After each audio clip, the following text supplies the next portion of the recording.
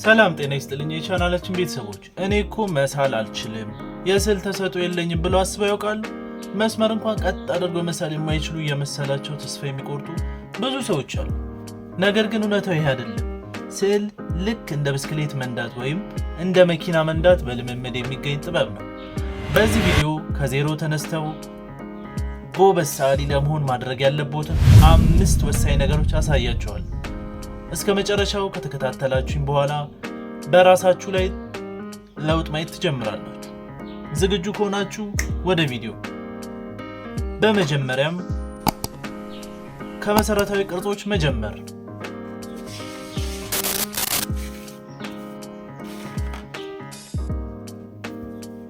የመጀመሪያውና ዋናው ምንድነው? ከመሰረታዊ ቅርጾች መጀመር። መሰረታዊ ቅርጾች የሚባሉት ምንድናቸው?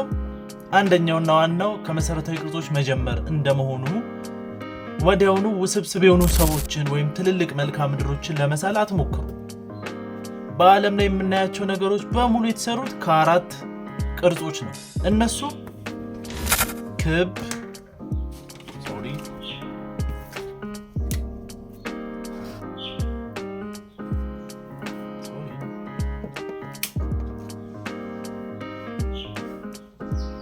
እነሱም ክብ፣ 4 ማዕዘን፣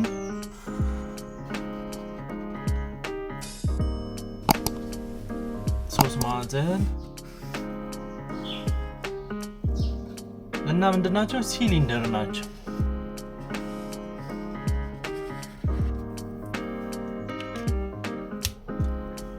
ስዕል ከመጀመሪያችን በፊት እነዚህን 4 መሰረታዊ ቅርጾችን መለማመድ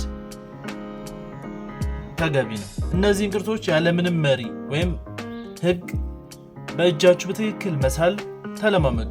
ይህ የእጃችሁን ጡንቻዎች ያስለምዳል ወይም ያዳብራል ማለት ነው። ስለዚህ እርሳስ እንይዛለን፣ ዝም ብለን ክብ ያለምንም ማክበቢያ ማስመሪያ ምናምን ማለት ነው። ይሄው ክብ፣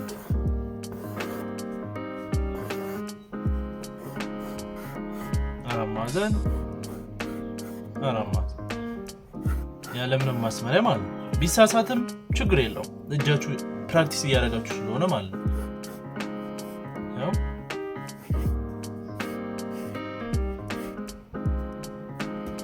እሺ፣ ሁለተኛው ደግሞ በጥንቃቄ ማየት መልመድ። ሁለተኛውን ምን አልኩኝ? በጥንቃቄ ማየትን መልመድ። ሁለተኛው ነጥብ ማየትን መለማመድ ነው። ሰዓሊ መሆን ማለት ማየት መቻል ማለት ነው። አንድን ነገር ለመሳል ስትነሱ በአእምሮአችሁ ውስጥ ስላለው ምስል ሳይሆን ፊት ለፊታችሁ ስላለው እውነተኛ ነገር ቅርጽ አስቡ። መስመሮቹ ወዴት ነው የታጠፉት? በየትኛው ክፍል ሰፉ? በየትኛው ክፍል ጠበብ ይላል? የሚለውን በጥንቃቄ መመልከት ስትጀምሩ ስዕላችሁ ላይ እውነተኛ መልክ መያዝ ይጀምራል፣ ወይም ስዕላችሁ እውነተኛ ገጽታ ይኖረዋል ማለት ነው። ስለዚህ ሁለተኛው በጥንቃቄ ማየትን መለማመድ።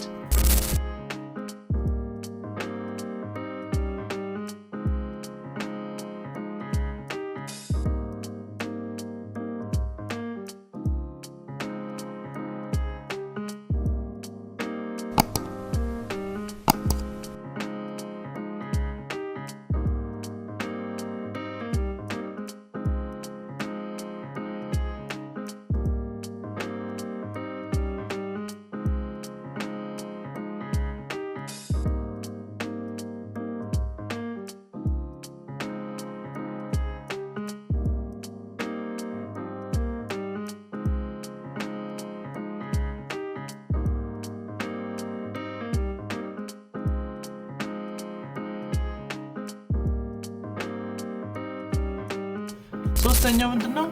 ብርሃንና ጥላን ማየት ወይም መስራት። እሺ፣ ሶስተኛው ጥላና ብርሃን ወይም ሼዲንግ ናቸው። ስዕላችሁ ወረቀት ላይ ብቻ የቀረ እንዳይመስል ህይወት እንዲዘራ የሚያደርገው ዋናው ብርሃንና ጥላ ነው። ስዕል ብርሃንና ጥላ ካለው ሞር የሚያምር ወይም አሪፍ ይሆናል ማለት ነው። ለምሳሌ የዚህ ስዕል ጥላው የቱ ጋር ነው ያለው? በዚህ በኩል ያለው ጥላ ነው። በዚህ በኩል ያለው ሞር ብርሃን ነው። ስለዚህ ብርሃኑ ከየት በኩል ነው የሚመጣው ወይም ደግሞ የብርሃን ምንጩ በየት በኩል ነው የሚመጣው ብለን ስናይ ከየት ይሆናል? ከዚህ በኩል ነው የሚመጣው ማለት ነው። እሺ ስለዚህ ሶስተኛው ምንድነው ያለው? ጥላና ብርሃንን ሚስጥሩን ማወቅ። ጥላው የቱ ጋር ነው ያለው? ይሄው ጥላ እዚህ ጋር ካለ ብርሃን የቱ ጋር አለ? ይሄው ጥላ፣ ይሄው ብርሃን፣ ይሄው ብርሃን፣ ይሄው እንደዚህ ያደርጋችሁ ማወቅ ማለት ነው።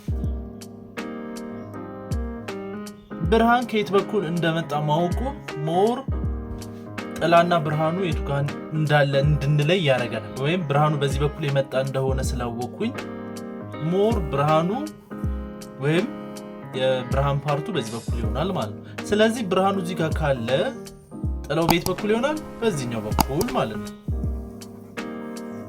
የስዕላችን በዚህኛው በኩል። እሺ ብርሃን በዚህ በኩል ቢሆን ጥላው የቱ ጋር ይሆናል? በዚህኛው በኩል ማለት ነው።